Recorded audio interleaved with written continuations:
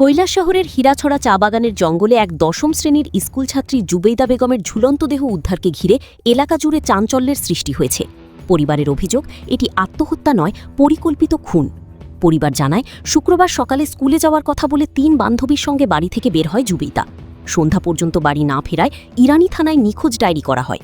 শনিবার সকালে হীরাছড়া চা বাগানের জঙ্গলে একটি গাছে ঝুলন্ত অবস্থায় তার দেহ উদ্ধার হয়। ঘটনাস্থলের কাছেই পড়েছিল তার জুতো। খবর পেয়ে পুলিশ ও টিএসআর বাহিনী ঘটনাস্থলে পৌঁছে তদন্ত শুরু করে। ঘটনায় এলাকায় উত্তেজনা ছড়িয়ে পড়েছে। দোষীদের গ্রেফতার ও দৃষ্টান্তমূলক শাস্তির দাবিতে বিক্ষোভ দেখাচ্ছেন স্থানীয়রা। মৃত্যুর প্রকৃত কারণ জানতে পুলিশ তদন্ত চালিয়ে যাচ্ছে। ভানুচন্দ্রের রিপোর্ট, আসাম প্রাইম নেটওয়ার্ক। কি বলবেন এই ঘটনাটা নিয়ে আপনার এই গ্রামের? এই ঘটনা তো বড় দুঃখজনক, বেদনাজনক। গতকালকে থেকে এই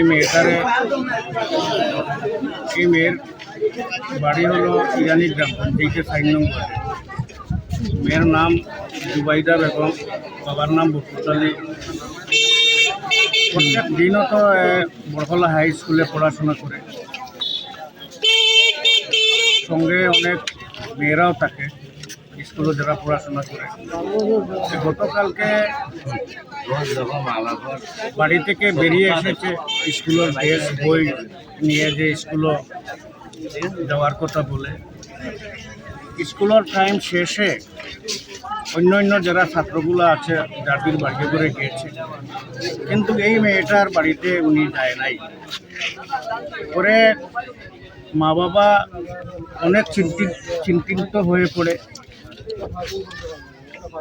ওরা ওনাদের আত্মীয় স্বজনের কাছে খোঁজাখুঁজি করেছে। খোঁজাখুঁজি করার পরেও পায়নি মেয়েটাকে।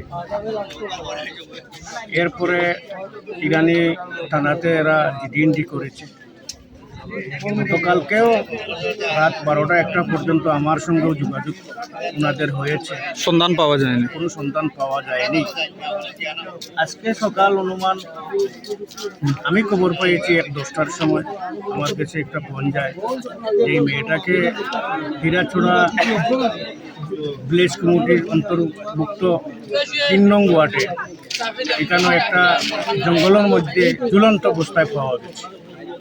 তো আমি নিজেও তাড়াহুড়া করে এসেছি এবং যেখানে ওই মেয়েটা ঝুলন্ত অবস্থা আছে আমি নিজেও গিয়ে দেখেছি। হাজার হাজার মানুষ এখানেও আছে, পুলিশ প্রশাসনও আছে। আমি পুলিশ প্রশাসনের কাছে আমাদের ভরসা আছে, তদন্তের মাধ্যমে যেভাবে হোক কোনো যদি দোষী মিলে, তা আমি দাবি করব এলাকার পক্ষ থেকে যেভাবে ওনাদেরকে শাস্তি প্রদান করা হয়। আপনার কি মনে হচ্ছে প্রাথমিকভাবে এটা আত্মহত্যা নাকি অন্য কিছু রয়েছে? নিজে আমার মাথায় ধরছে না এখন পর্যন্ত যে কি বলবো। সন্দেহ আছে না? কিছু আমার সন্দেহ আছে, তবে পুলিশ প্রশাসন তদন্ত করে ফরেন্সিক রিপোর্টের মাধ্যমে মিলব। আমি এখন কিছু বলতে পারছি না।